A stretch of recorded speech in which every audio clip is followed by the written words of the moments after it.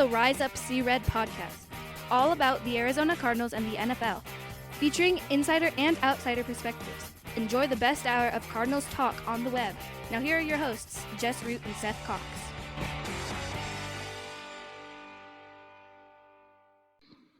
Hello, Arizona Cardinals fans, and welcome to the latest edition of the Rise Up See Red podcast. I'm your host, Jess Root from CardsWire.com, the USA Today NFL wire site covering your Arizona Cardinals.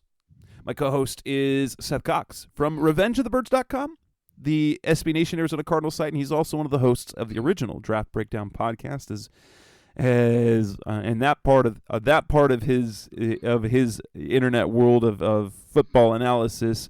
There's some good stuff coming up, I'm sure, with the college playoff things playing out, big names. This is when people are going to start looking at prospects, and honestly, we are so close to draft watch, right, with the Cardinals right now. We're close, but not quite there, right? Yeah, and I mean it's fun because this is a good draft where there's some interesting, intriguing prospects that fit really what the Arizona Cardinals will need heading into this. Now, those needs have been kind of consistent for years for the Cardinals, and they haven't necessarily been identified, so or addressed, I guess is the better way to put it. So we'll see if that changes this year. But yeah, it's been fun, man, and it's been a good time. And if you subscribe to the Patreon, you're getting a ton of names every week to learn and get to know some new players, and that makes it even more fun.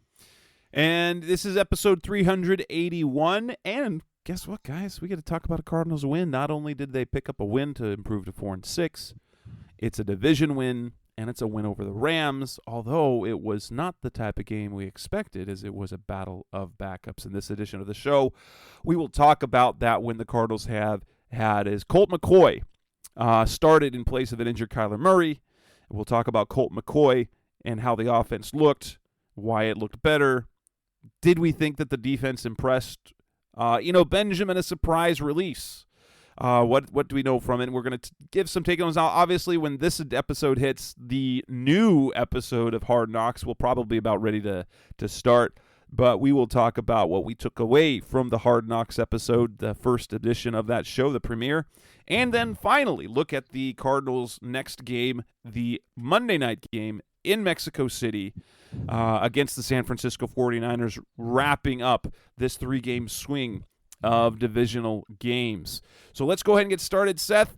Colt McCoy, he is now 3-0 against the NFC West, and he played an efficient game. The Cardinals offense looked crisp for the most part, and which has led to some, I'm going to call it nonsense. One local columnist here for the local newspaper said there's no controversy. It's Colt McCoy's job. What? Thanks, Kent Summers, for saying no. If Kyler Murray is healthy, he starts. What are we to take away from the Colt McCoy experience? Because he is, I think he has, and we said this a year ago when he went 2-1 as a back, as filling in for Murray when he was hurt with the ankle sprain. That going 2-1, especially beating two divisional teams, he probably cemented his legacy as a freaking good backup, like the Drew Stanton status, where the coach has complete trust in him, and for good reason. Colt didn't have like an amazing game, but it was good. Like, it looked good, right? It looked better than the actual numbers, wouldn't you say? I mean, it's one of those things where if you kind of follow what it was just a game where they stayed on schedule and they didn't have penalties or missed plays or missed opportunities, and instead were able to stay ahead of the sticks. It like you said, it was a great job managing the game and the game plan for Colt McCoy, which is more than anything, what his job is. And from that's the way you kind of look at everything. And, it's really interesting because if you go and look at just the numbers, in this game, it was, he threw 24 passes less than 9 yards. And his average depth of target on those 24 passes was about 2 yards. And then he threw 11 passes over 10 yards. And his average depth of target on those 11 passes was 13 yards. So, it's just one of those situations where you look at it, they minimized what they asked him to do, and they kept it really close, and gave him time to throw and gave him the ability to make throws, down the field. And those are the big things, man. I mean, when you're asking the backup to do things, it's about getting rid of the ball. It's about getting the ball out quick, and it's about giving your playmakers a chance to make plays. And all of those things kind of happen. There was no real big plays, so to speak, in this game, and which is the ironic thing about the start Colt stuff is that the longest play from scrimmage was a 14-yard pass. So I mean, it's always interesting, man. Oh, sorry, 26-yard pass. It had there were 2 big plays that came in the second half. There was the 26-yarder on 4th down to Moore, and then the 25-yarder to Hopkins. And let's remember that 26-yarder to Moore was a lot more than, I mean, it was a well-placed throw, but it was an amazing play by Moore. And that's the thing too, is like, you think about it. Those were the only 2 plays more than 15 yards or more. And when we've seen, what was it against? I think it was against the Saints when they had 10 plays of 15 or more. Right. And so, their longest rush of the day was 9 yards. I mean, they still ran the ball 26 times, and they only got 78 yards. I mean, and so that's the thing, is like, when your offense is averaging under, as a gross offense is averaging less than 6 yards per play, it's not great, but like you said, it was effective. And so for me, the main thing is I watched this game and I'm watching the reaction on social media of, wow, it's basically blaming Kyler, and that's kind of been the narrative. Well, at least we know that Cliff's not the problem. No, no one was complaining about Cliff Screensbury this week, yet they were throwing screen after screen. They were getting the ball out fast, which is a point of emphasis for this week because they had 4 backups on the offensive line. They had Colt McCoy at quarterback. But if you really actually look at it, this offense didn't really look any, in terms of play calling and plans, didn't look any different than what we've seen in the first half of a lot of games. The difference was, and if we go back to even the Rams game, because of the way that the Rams play defense, is that it forces teams to dink and dunk and do the things that the Cardinals were doing. And they had success in week 3, but would make mistakes when they got near or in the red zone. And what happened with Colt McCoy, it was simply applying what the team had been preaching for weeks and weeks and weeks, and that was stop beating yourselves. They had a total of 1 negative play in the first half. If I recall, I do not believe they had a single offensive penalty, and if I can recall, I don't think they had a sack given up in that. So I guess there was 1 negative play. I guess that would apply. Would be a sack. And so when you take away the negative plays and there are no crazy bad snaps, and you don't get penalized, which is what they are known to do, especially in the red zone, this is exactly what they were saying. It wasn't because Colt McCoy was superior as a quarterback to Kyler Murray. It's because the team didn't F it up, which is what we've been asking, what the coaches have been asking the players to do for some time. It's what Kyler's been talking about. That it's Cardinals beating Cardinals. It's us shooting ourselves in the foot. And they didn't do that against the Rams. And it was sufficient because the Rams were bad. Well, and it's interesting to go back, right? So, we've talked about, and I wanted to make sure I got my numbers right, and we've talked about it. So in that game, the team averaged 4.6 yards per play. Do you know that they averaged 4.5 yards per play in the first Rams meeting? So statistically, it was virtually the same. It's just those other things came into play, right? And then you go and you look at the wins, right? So in the win over the Raiders, they averaged 5.3 yards per play. In the win over the Panthers, they were at 4.8 yards per play.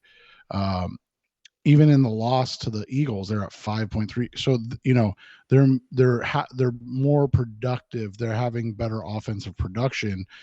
But like you said, the other stats that stick out, right?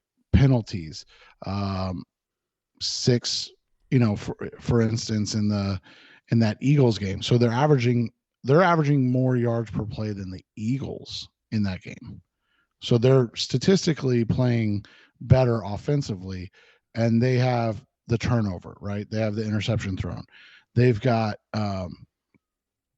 they only get into the red zone twice, and they only get a touchdown once. Now, remember, this was the game where they had what's his nuts as a kicker, Amendola, who they didn't trust in that game. And so, there's some things to it, but yeah, it's not like anything jumps out about the offense actually being better. It was just the other issues were not there. And those things I just feel like get overlooked so often. And too often it's, about, oh, well, this quarterback did this. And it's like, well, this quarterback was statistically worse than Kyler has been in almost every game. But the difference was he didn't have to make a heroic play or try to make heroic plays because they stayed on time. And that's what we've talked about with him more than anything, right? Is staying on time. Yeah, and that Cliff has preached that for seasons and seasons. It's just what we've run across this year is that they're not making more plays down the field for whatever reason. I'm sure much of that has to do with the fact that they didn't have DeAndre Hopkins, and I think we're going to begin to see it more. Add in all the problems that they had, and the fact of the matter is that Kyler throwing the ball hasn't been as he hasn't been as on target on that. That's the one thing I will say. He has not been as on target with throws down the field. They just haven't connected on those. You haven't had those big plays like to Christian Kirk. We're just now starting to get those. And so if you think that Colt McCoy should be the starter, just understand. Just understand. He has done very well in 3 out of 4 starts, but they stayed on schedule, which is what we've talked about. The second there was any they had early adversity against the Panthers last year, and that was not a good Panthers team, and the Panthers blew the doors off the Cardinals, and Colt McCoy did not have a good game at all. Colt McCoy is a guy who will, and he's a great backup to have, because if you can stay on schedule, he can lead you to do basically all the things that you want to do. But he's not going to be able to. His flaws come into play when there is adversity, when you don't have a lead, when you fall behind, when you have a couple of negative plays. And it's nothing against McCoy. Most quarterbacks don't overcome off-schedule things. You need to have a special quarterback to be able to do that. It's been a struggle this year for Kyler, but we've seen Kyler completely take the offense on his shoulders himself and do it. And there is something to say about this. When you know you don't have your star, and it creates an increased focus for everyone else because you don't have a bailout plan. So that's the thing, is when you have Colt McCoy, you know you don't have anyone to bail you out. When you have 4 guys on the offensive line who are not original starters, when you got a Josh Jones and a Rashad Coward and a Billy Price and Lacita Smith, you know you have to get out the ball out quicker. And so Colt knows he has to make a quick decision, and so they designed plays where that first read or that first or second read is going to come very quickly, and that's just how it's going to be. But it's nonsense. It's nonsense to think that Colt McCoy is going to take the Cardinals further to more success than Kyler Murray. Justin Higdon, my co-host with the original Draft Breakdown podcast, we were talking about it before the game or before our podcast last night, and it's actually kind of funny. He brought up, I think he said 2011, maybe it was 2012, when Browns fans did the same thing, and Browns fans were all in on Colt McCoy being the guy, man. Like, oh, and it happens every once in a while. Like, I'm not going to say it's impossible, but the reality is Colt McCoy, before coming into Arizona, was a quarterback that was 8 and 22 as a starter. Yeah, like he's had so much more success winning wise here than he had in his previously. And you also have to remember he started 4 games. He's thrown 4 touchdowns. Like, you want to talk about a guy that's a game manager, 1,000, and there's nothing wrong with that. That's what you want from your backup. Like, that's exactly what you want from your backup, and he's done that. But like, it's just a weird set. But I mean, it's never unexpected from fans. Like, they get disenchanted with everything, and when you're not winning, then it's blow everything up and find the new guy, and it's unfortunate, but we'll see how it plays out in the end. I mean, like I said, it's interesting that you can't disseminate statistically outside of the fact that usually Kyler has more yards and more touchdowns, but the QB wins thing is a huge deal. Absolutely. Coming up next on the Rise Up Zero podcast, Mr. Cardinals Talk on the web. Let's go on and let's talk about the defense, because it wasn't just offense. There was plays made in defense. So let's discuss what impressed us from the defense. That's coming up next on Rise Up Red. We're back on the Rise Up Red podcast, Mr. Cardinals Talk on the web. The Cardinals defense looked good, and I'm going to preface that. Yes, we have to understand that the Rams offense is awful, is something that we brought up in the show last week. But the difference is the Cardinals defense had slowly been declining to the point where, as we got last week, they were allowing the second most points in the NFL and were just 2.5 points better than the atrocious Detroit Lions defense for this season. They had given up over 30 points in 3 straight games. Third downs were not good. Red zone was they were one of the worst in red zone defense. And things improved. Like, there were definitely some good defensive metrics that you can look at. And we have to take them with a grain of salt. It was against a Rams team that has offensive line problems. They've had offensive line problems all year. They were playing their third string left tackle, and that was a third string left tackle. Remember that basically, if you were basing it on last year, he would be a fourth string left tackle, because and Andrew Whitworth retired. And so they went to Joe Noteboom, to Larrick Jackson, who was hurt, and so they had Tyron Nasecki starting at left tackle. They've had guys in and out of the lineup. And on top of that, it was John Wolford instead of Matthew Stafford. So if you look at some of the defensive metrics, you say they only allowed 256 yards. That's good. They only gave up, they were 3 for 11 on third down. They forced 2 turnovers. They sacked Wolford 3 times. The thing that continues to blow my mind is what they're able to do against Cooper Kupp that seemingly nobody else in the NFL can do.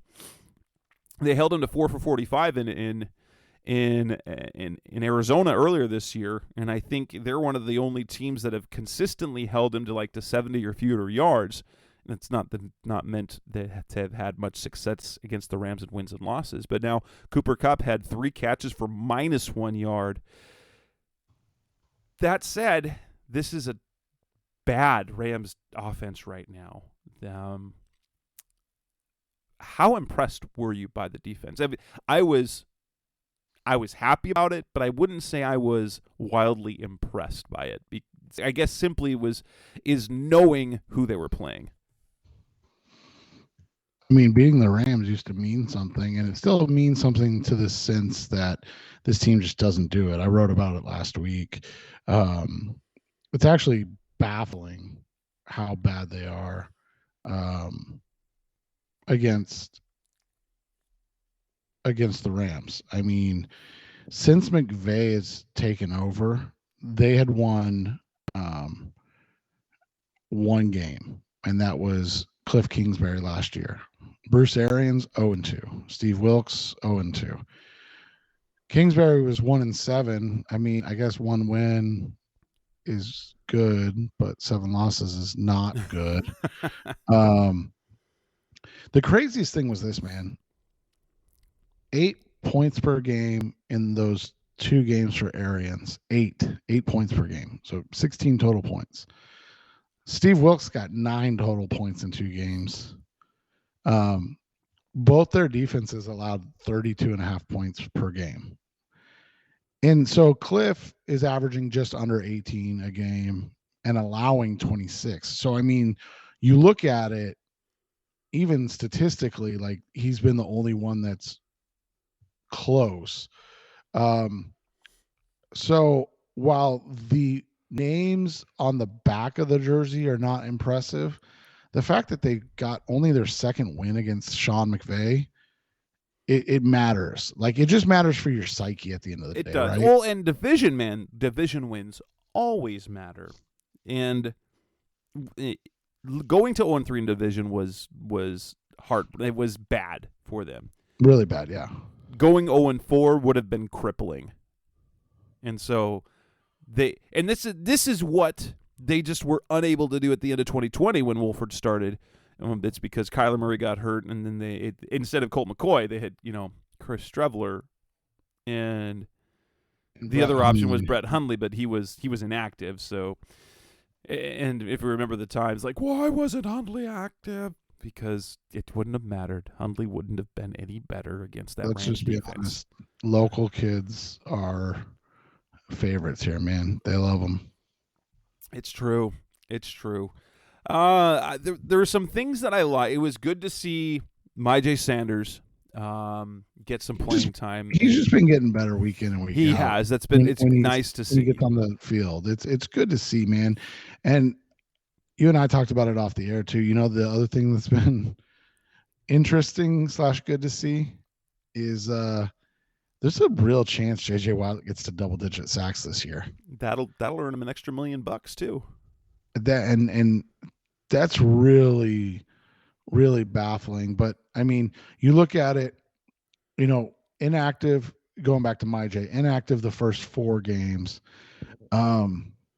8 snaps. Ironically, 8 snaps against Philly, 8 snaps against Seattle, and then he had 16 snaps against the Saints. He had only 11 against Minnesota.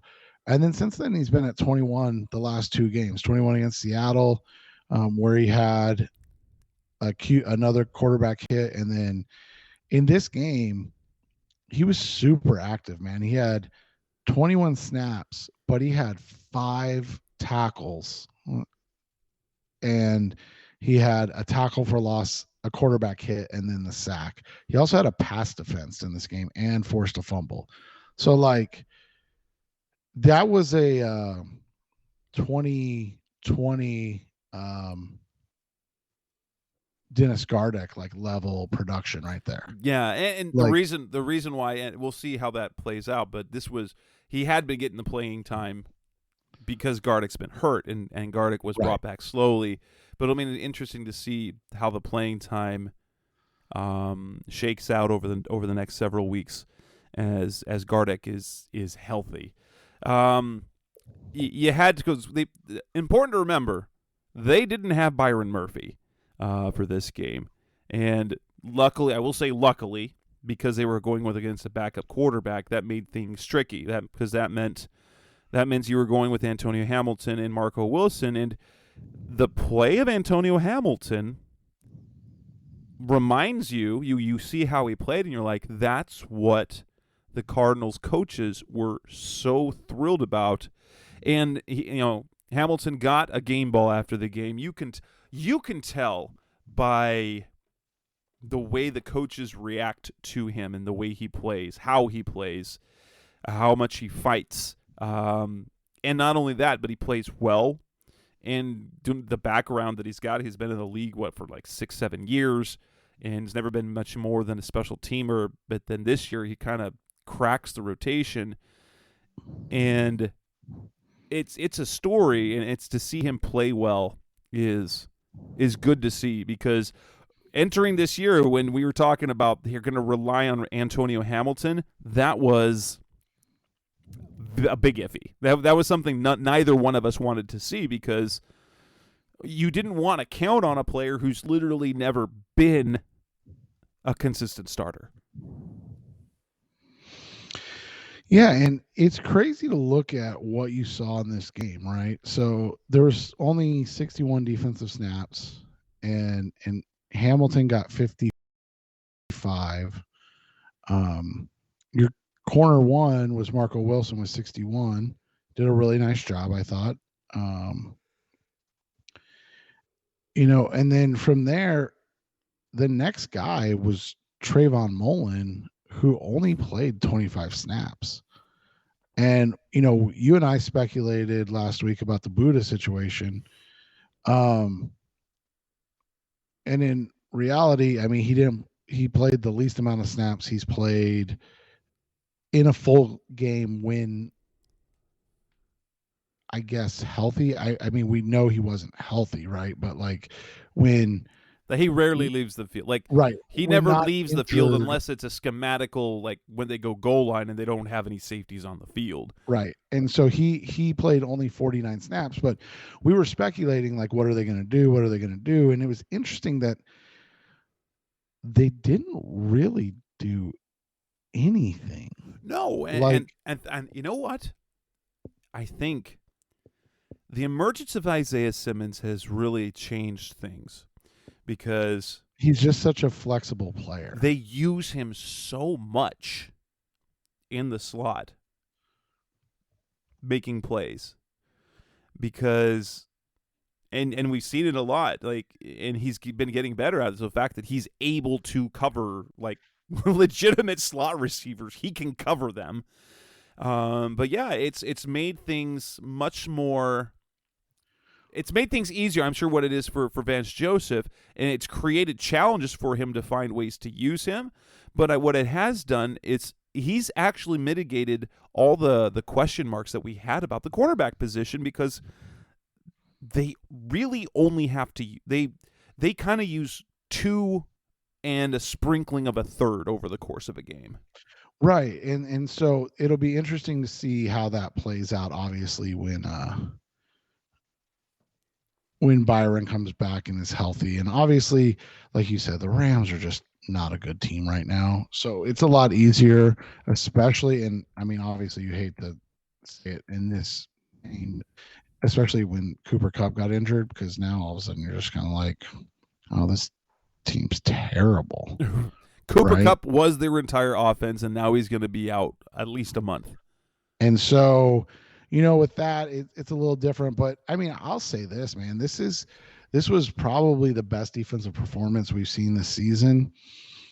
And it was good to see. You mentioned it. Hamilton looked fantastic. Myjai Sanders was electric coming off the edge. And then we'd be remiss. You mentioned Isaiah Simmons and how he's blossoming. I just think we'd be remiss if we didn't talk about just the growth that we've seen from Zaven Collins. Absolutely. And the fact that he's like straight up just becoming you don't worry about him anymore. That was, and I think it was perhaps one of the disservices that the Cardinals did image-wise is they put the way that they talked about him and who was going to call plays, who's going to have the green dot. It put so much doubt in everyone's mind that Zaven might fail. And as soon as they gave him that role, he's been consistently good to where he doesn't make all the plays, but one thing we haven't noticed is him missing plays. Right. It's all of a sudden become, and you're seeing him make plays. Like he made that play dropping into coverage against the Rams this week where he had a pass breakup where maybe, if he's a little bit more athletic, he gets a pick, right? But overall, I mean, he's just been continuing to grow. And the fact that he's playing so well as a two-way linebacker, because that'll be, I mean, the one negative that you would still say about Isaiah Simmons is if you're asking him to do things in the box, it's still not a strength of his, diagnosing things with his eyes more than anything else. But you're starting to see that Collins is really blossoming as a true kind of two-way every down linebacker, which is what they needed him to be because they're not using Simmons. And I'm going to compliment Vance Joseph. They're not using Simmons as just a middle linebacker. They're using him as a guy, as a chess piece that we've talked about before and putting him in a position to be successful. And doing that has made him, flourish. But meanwhile, you have Zaven Collins, who's just turning into kind of that defensive leader that they needed him to be. And then just what can you say about Budda Baker? I still don't know in this.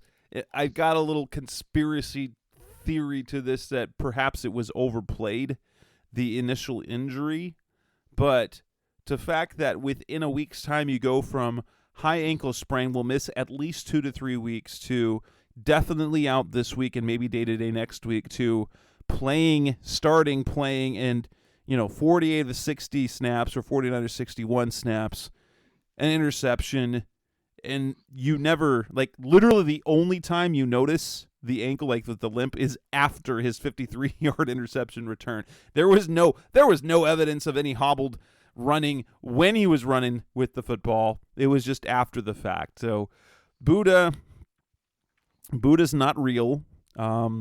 He's a robot. And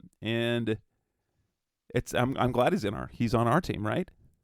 Yeah, he's just a fun player to cover and get to watch. And I said this the other day, he might be my favorite Cardinals player ever. For those that don't know, it was Anquan Boldin until the bitter divorce, and I don't blame Bolden for that. But and then Darnell Dockett, and then again another bitter divorce. So hopefully this one doesn't end the same way. Right.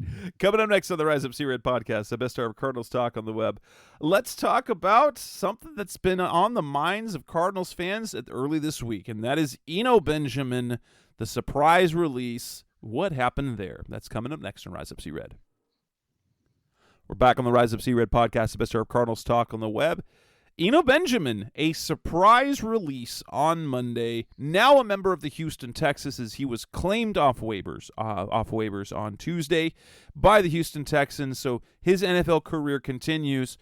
It was an odd thing because especially everything that he'd done over the offseason, had the praise he got. He was the star of the offseason. He was the breakout player. He had performed at an admiral level and made plays as a backup, as a guy to spell James Conner, was solid as a starter in place of him, especially in that Thursday night game when Hopkins came back and they beat the Rams. Beat the Saints. He had the 92 rushing yards and a touchdown, a 45-yarder included, 113 total yards from scrimmage. You were starting to see, and as a local favor, because he went to Arizona State collegiately, to see him go from they probably wanted to cut it. Cliff Kingsbury probably wanted to cut him his rookie year to, having a small role last year, kind of breaking out a little bit, and then to come into this offseason and to have him. Everyone, I think initially, my thought was, oh, what happened off the field, which would be out of character because for everything we know about Eno Benjamin, who's been in Arizona for years now, been 5-6 years, that he's a good dude. He's not a troublemaker. And so you had to wonder what else was going on, which comes to the report from Kyle Odegaard, formerly of the team site, now runs the compare.bet site, that the release came on the heels of some vocal displeasure about playing time, which, like, if you just take it at face value, you're like, what in the world? Why would they cut him for that? Which means it had to be bad, right? Because you don't just normally, it's not just, man, I wanted to play more, and then you cut him, right? Especially a guy that you kind of grown to really like and respect as a player. Well, especially as a guy that, like you said, has been a good team guy, has worked his way into earning playing time. I mean, I know he kind of went back and forth with like Darrell Williams in terms of who was going to be the true number 2 this year, but as you and I have always talked about, a lot of times, healthy players are the ones that get to play more than anything else, and that's been a thing. So it's here's what I'll say. And did Kyle say who he spoke to? Because I didn't watch. He said multiple sources. Okay.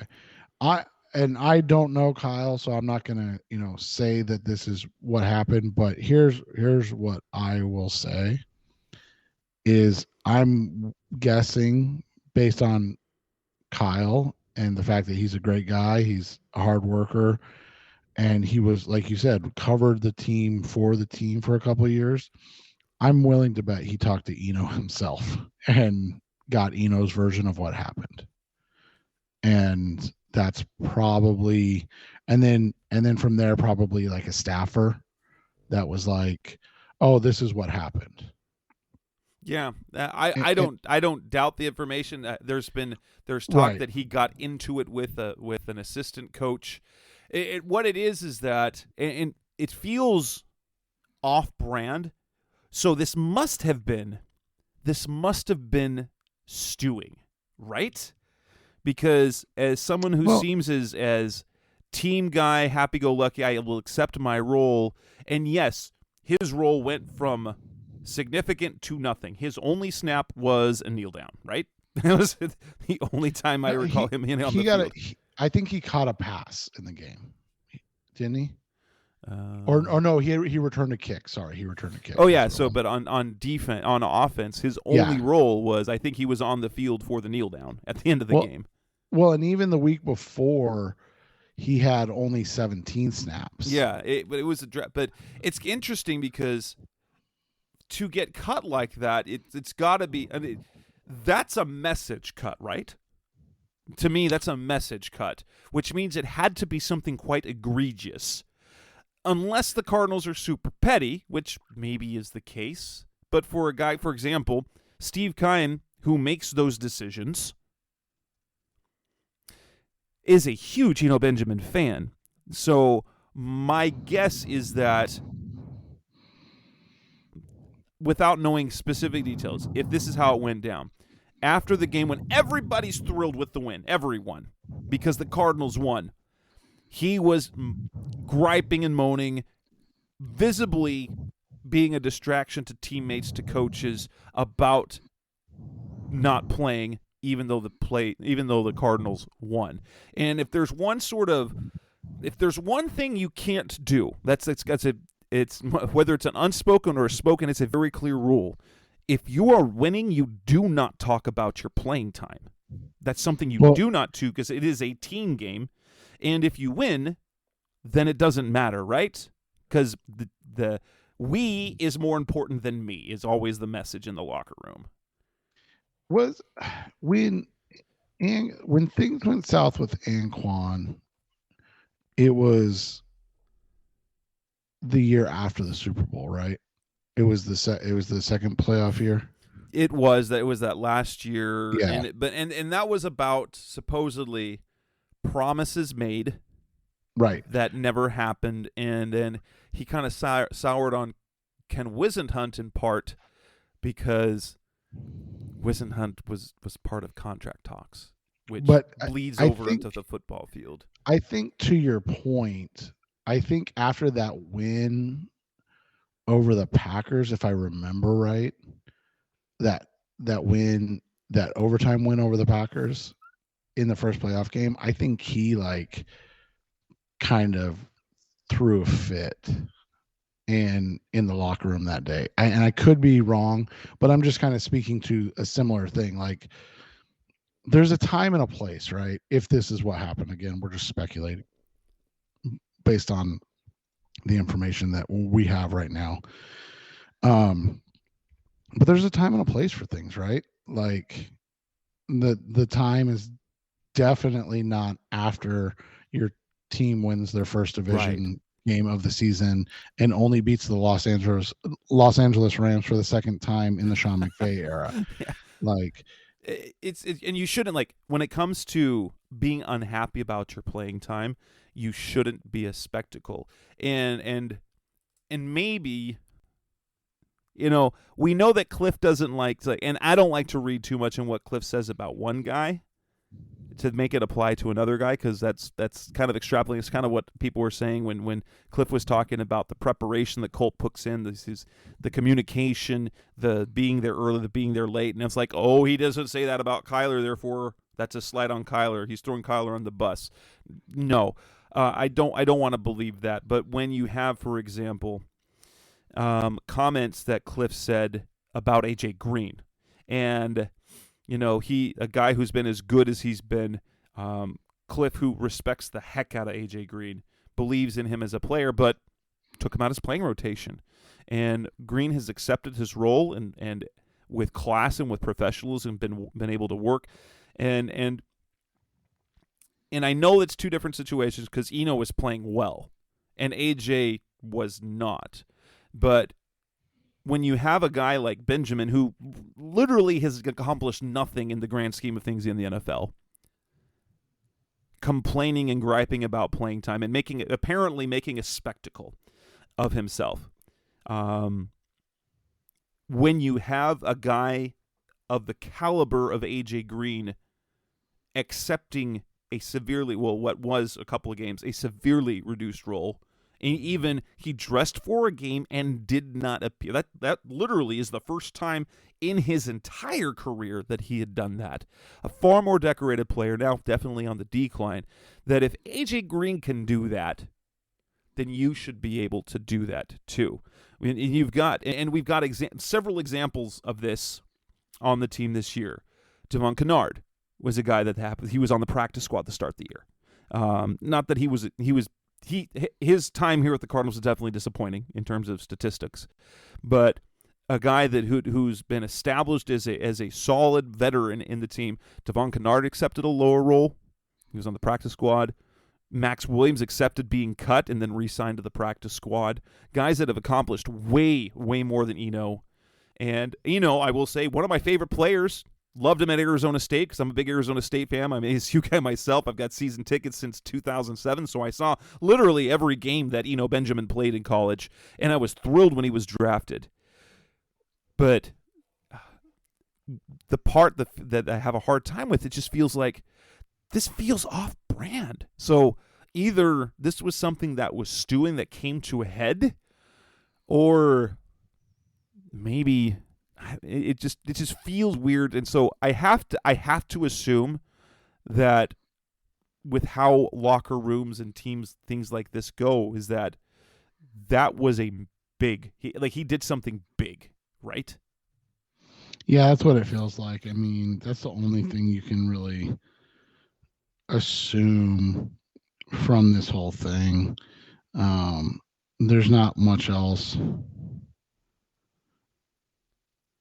that makes sense at this point, unless it was like a personal thing that he went after somebody. I mean, that would be off-brand. That would seem off-brand as well. But with that, maybe I'm hoping this is on the new episode coming up Wednesday night, that we will get a glimpse into that, because that seems to be, at least on the preseason Hard Knocks, the training camp Hard Knocks, that tends to be one of the things that they kind of focus on.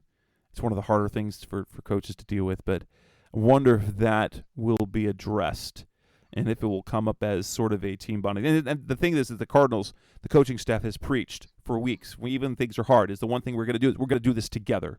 We got to do this together. We got to be as a team. We got to stay together. And apparently, broke from that, and which is disappointing for all the local fans here, because we know what having an Arizona State player performing well on the roster means to the fan base. And now he's going to have his opportunities. He got claimed by the Texans. The Texans are a terrible team, but it would feel like that he, over the next few games, he might have the shot to kind of showcase himself for next year, right? I mean, they've got Dameon Pierce, man, and he's only running for like 780 yards on the season, so you never know. But yeah, I mean, you could see that. Coming up next on the Rise Up Secret podcast, Mr. Cardinals Talk on the Web, let's discuss the first episode of Hard Knocks. Now, granted, by the time this episode drops, you'll probably be watching the second one or already watched it. But nonetheless, what do we take away from that first episode of Hard Knocks? That's coming up next on Rise Up Red. We're back on the Rise of Red podcast, Mr. Cardinals Talk on the Web. The first episode of Hard Knocks premiered last week. Cardinals fans are no stranger to these type of inside docu-series. The Cardinals themselves do their own flight plan, kind of what they do in the off-season. They were part of the original All or Nothing on Amazon Prime for documenting that 2016 season. And so Cardinals fans are kind of used to this, but now they're on the big stage with HBO, because Hard Knocks has been a big deal for a long time. And it was interesting to see kind of the lead up, how important, like the first thing, if we're going to talk about the football part, is they were leading up to the Seattle game, just how much the coaches kind of were, the focus was this 3-game set, like these 3 games against the division. The talk was, we take care of business, we'll be playing the 49ers for first place. And you know what would have been the case had they beaten the Seahawks? They would have been playing San Francisco for first place in the division had they done that. But just to see the preparation, the kind of the focus of the coaching staff, I'm very interested into the process. Did they go into that week planning on featuring Budda Baker? Because if there was one guy that came away from that first episode, is a guy that now everyone in the NFL, like the NFL players all know about him, but now kind of everyone watching that, fans will all know about Budda Baker. His locker room talk after the Eagles game, the play on the field, the ankle injury, and now I think the lore will continue, because we will see how he managed to go from missing multiple weeks to playing the very next week and playing at a high level. Yeah, and it looks like one of those things, like you said, where their focus may have been on the coaches because of the what's the word I'm looking for? Just how they didn't start well. And so, focusing on the coaches, waiting to get back a couple of important players and then kind of change that. And like you said, you've got Buddha, who's outside of Kyler probably the most well-known player. I mean, DeAndre is as well, but like you said, he probably wasn't as available in the lead up to that, right? So right, because he was they still he couldn't be promoted because they did a little promo stuff, but they weren't like in the building all the time, and so right. So you look at it from that perspective, and you look at it and say, hey, this is what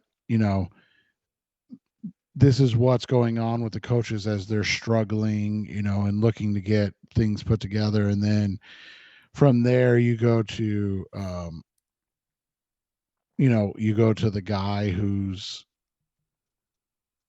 the most passionate and you probably could have done a JJ Watt, but I think he will be this week from what it feels like. Yeah, and that's so it'll be interesting to continue to see how and who they focus on. Yeah, it was interesting. Some of the tidbits is where you see how coaches do coach up these players and prepare them, and how things just happen in the game where they mess up. The case in point, like the point of emphasis was how the Seahawks used bootlegs for Geno Smith a lot. And what was the game-breaking play at the end of that when they were starting to rally? Was the 50-some-odd pass off a bootleg throw to Noah Fant, and to have Vance being like, "No boot, the boot," and that just had to be extremely frustrating to watch. But also, if you want some insight as to, like with the DeAndre Hopkins situation with the suspension, if you were unsure about his culpability in terms of the positive test for the PED, you can legitimately you can sympathize with him if you watch that part. If as he talks to receivers coach Sean Jefferson's kind of wondering if his Hall of Fame chances are gone. And Jefferson having to build him up from that. And so if you wondered, like, if what he's been saying, because he's been saying he doesn't know how that got into his body, he doesn't really put any supplements. So if you didn't believe that, you find it hard not to believe that this was, rather than someone who's covering it up and lying, that it is someone who legitimately doesn't know how it happened and now is worried about his legacy. You got that. Yeah, and I think that's one of the things with DeAndre more than anything else is just how much he does care about his legacy for this league, because he hasn't played on a lot of great teams, and so that's what he has, is his statistical legacy. And if that's in question, he'll never, I don't want to say never, but it's unlikely that he'll ever have that, winning to go along with it. Anything else that you thought stood out from the episode, for the first one? No, I mean, I think it'll be interesting to watch it and trail it to see how it goes week to week, and what, especially with all this drama, what they allow them to show more than anything. Yeah. And I wonder how much of it is curated, like how much of it is Mark Dalton sort of helping curate it, and how much is HBO taking it in the direction they want to take it. Well, and that's the thing, to be completely honest, and I knew it was coming, but I kind of forgot about it, so I didn't take into ideas of what to look for in the first episode from the previous, start of the season, if that makes sense. Whereas now it's really easy to know what to be looking for.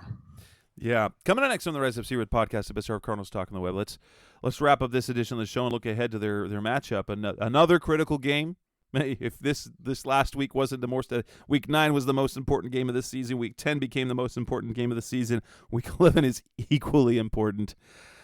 Playing the 49ers, Monday Night Football in Mexico City. Let's talk about that. That's coming up next on Rise Up Sea-Red. We're back on the Rise Up Sea-Red podcast, special hour Cardinals talk on the web. The Cardinals and 49ers play this coming Monday night in Mexico City. It's going to be something special. Now, we hope it's a good football game. The 49ers are an interesting team this year. They have a defense that can be great. They have an offense that has been up and down this year. But they are undeniably dangerous, especially with Kyle Shanahan's offensive scheme, with the return of Elijah Mitchell, combining him with Christian McCaffrey. That is a backfield to reckon with, right? Yeah, they've done a really nice job of running the ball and keeping Jimmy Garoppolo in the Colt McCoy way of keeping him as a game manager who doesn't have to make game-changing, breaking plays, and that's been a huge thing for them. Their defense is good when healthy. Their corners are a little bit suspect, but they've got a great pass rush led by Nick Bosa, and this is a team that is a lot like the Cardinals in that they really haven't put it all together this year yet, and that's been the biggest thing. They're 18th in scoring offense. Their defense, like I said, is still great, 4th in scoring defense. But that's the thing is if you're able, they don't give up a ton of stuff on the ground, but you can throw the ball against them. The biggest thing is you have to, similar to what they did this week, you have to be able to get the ball out quick and make plays.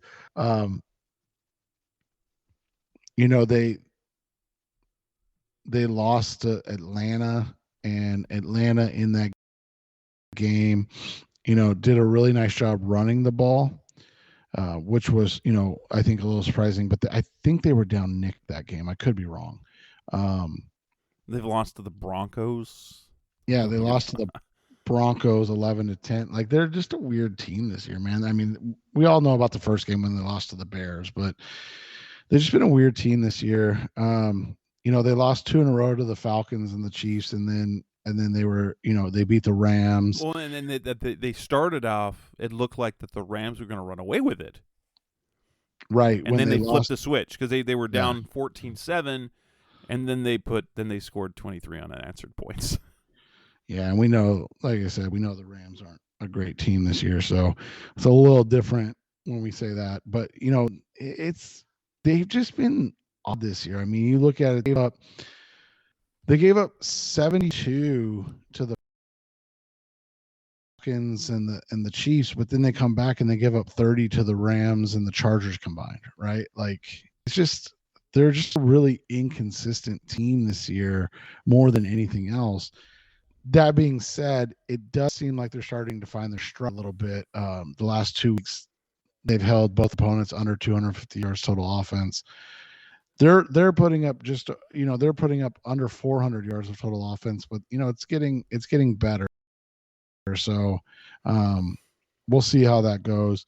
The biggest thing is going to be the Cardinals are going to have to control the tempo of the game, man. If they don't, it's going to be a long game, and it'll be a game that you see the 49ers take advantage of their ability to run the football. And here's kind of the kicker for the Cardinals this year. When they allow opponents, when they don't allow 100 yards rushing, they're 4-0. When they allow 100 yards or more of rushing, they're 0-6. And if there's one metric that you can kind of look at, it might be that. So if an opponent is able to run the ball against them, whether that's just efficiency of running the ball or a situation where they're able to run the ball well because they're winning, and so you're trailing. That's kind of been that's the money stat this year. If they allow under 100 yards on the ground, they're going to win, and if they allow 100 yards, they're probably going to lose. Yeah, and I mean they're a tough team to hold under 100 yards. You look at it on the season; they only have 3 games less than 100 yards rushing. On the flip side, they only have 1 game over 300 yards passing on the season. The Falcons game, they were just under, but like this is a team that likes to be balanced on offense and mostly, rely on the run game. It'll be interesting to see how they come out and play this week, because if they're unable to control the tempo of the game, like I said, this is going to be one of those games where you see the 49ers roll up, 189 yards rushing like they did against the Seahawks in week 2. Ooh, yeah, and that would be. But that said, I know that the question's going to be: is it going to be Kyler Murray playing or Colt McCoy playing? Colt obviously beat them last year in a game that he was nicely efficient.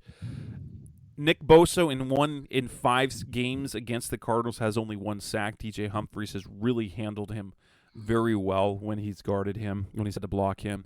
I think that the one thing that the Cardinals do have is that DeAndre Hopkins is a hard person to defend, and I think that that San Francisco, even though they've gotten pretty good corner play, I think that's the one thing that's going to be difficult for them is managing that. Now, while the 49ers have Deebo Samuel, Brandon Ayuk, who are doing well this season, we've seen that the Cardinals overall have been able to shut down receivers, which then leaves the tight end, which George Kittle. The Cardinals have been susceptible to tight end production this year, and that's simply because since the Cardinals haven't shut everybody down, if they shut down one position, it's going to come. It's going to come to some other position, and that would be the tight end. And with, when you got is Kittle is healthy, right this time of year. And so, a healthy George Kittle is tough. Is tough to deal with. But, I mean, hopefully, ideally what we see, since that's why you drafted a guy like Isaiah Simmons, right? That was the whole purpose of that, to defend guys like George Kittle, and we'll see how that goes on Sunday, right? Yeah, and that's like you said, that's the reason you drafted him, but I mean, and this isn't a shot at Isaiah Simmons. Kittle's one of the best tight ends of the last decade and is probably on his way to the Hall of Fame, and there's a reason why. Good. He's so good. And quite frankly, I mean, I know we like to pick these games without the knowledge of where Kyler is. It's going to be tough. I think this is going to be a tough game either way, but I think Kyler gives them a better chance to win this week, just because he's able to make plays, and they're going to need somebody that makes plays this week. And yeah, so I picked this game to be, when I wrote the preview for Sports Weekly. Again, this is a situation like, how much do we believe in the Cardinals to be able to put together 2 good weeks in a row?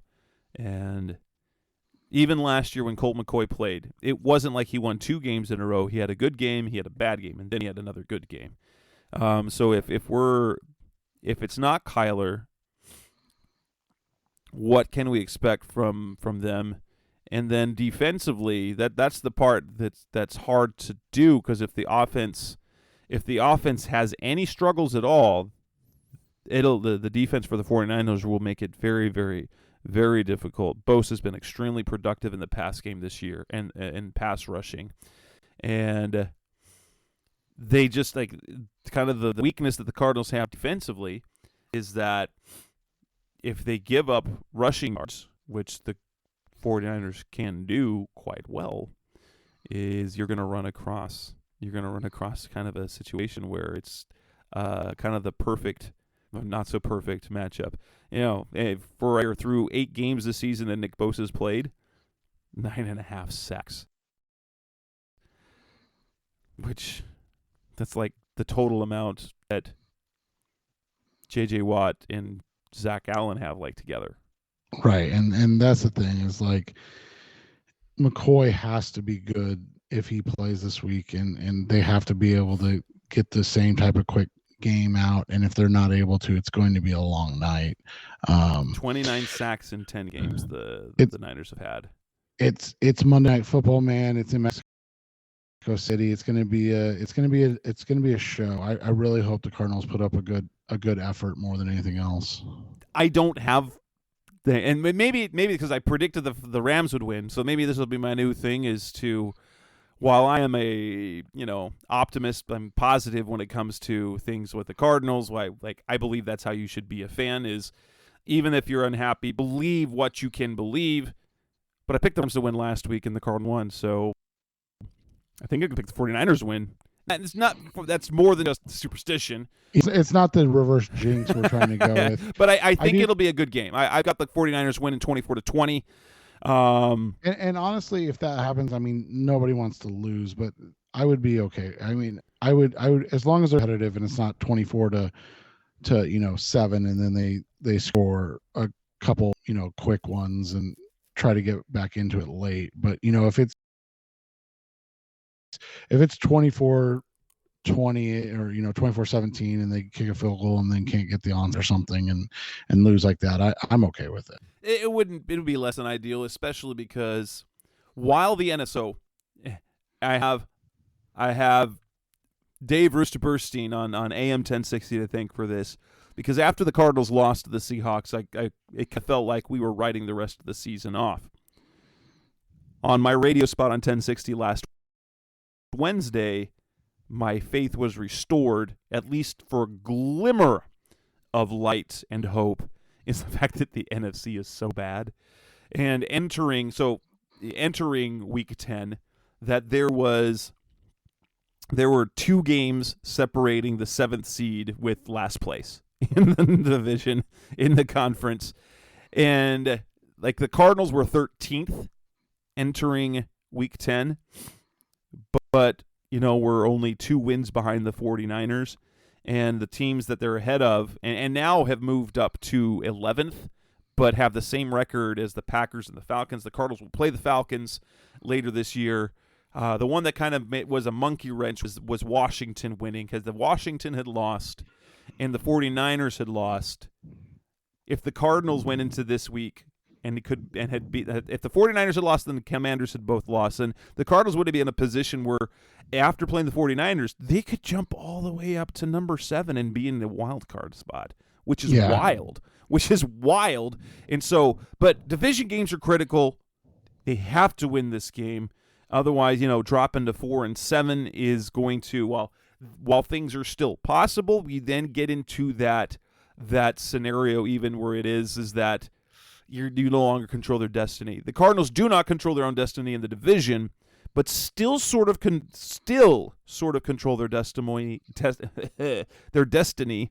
in the NFC playoff race. Yeah, in the playoff race, which is big. I mean, they still have got about a 2-game buffer of losses, and I know people don't want to hear about that, but they can afford about 2 losses before things get to dire straits.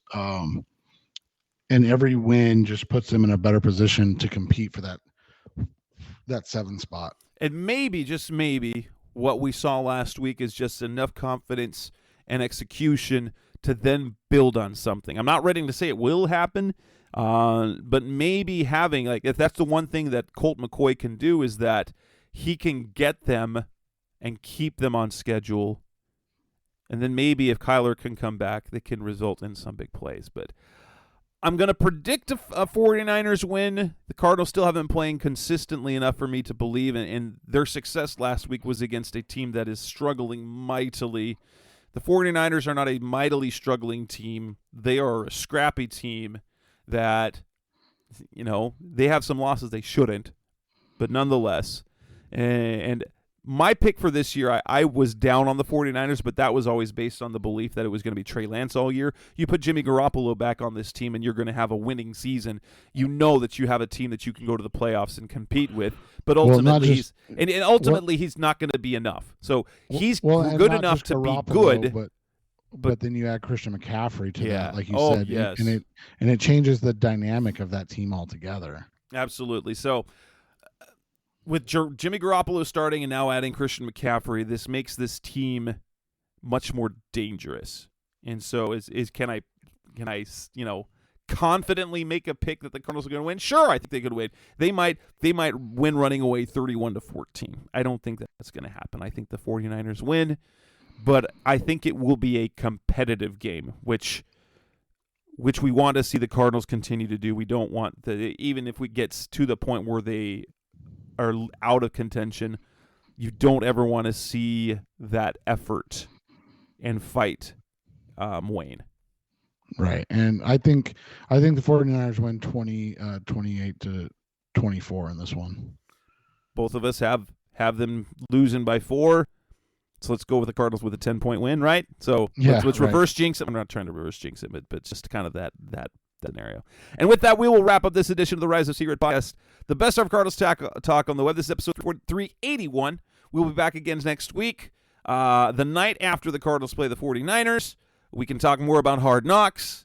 Hopefully Kyler Murray plays. Hopefully he's healthy, and hopefully we don't have to deal with more injuries as we've had to deal with. Zach Ertz is out. Eno Benjamin's gone. Injuries. Yuck. But that's Seth Cox. I'm Jess Root. Thanks for listening. We'll be back again next week. Thanks for listening to the latest edition of the Rise Up, See Red podcast. Listen to previous episodes and subscribe to the show on Apple Podcasts, Stitcher Radio, Audioboom, or many other podcast platforms so shows are delivered directly to your mobile device. Please give the show a 5-star rating and always support the sponsors who support the show. We'll be back soon for the best hour of Cardinals talk on the web. Rise up, Red Sea, be red, see red, and of course, Rise up, see red.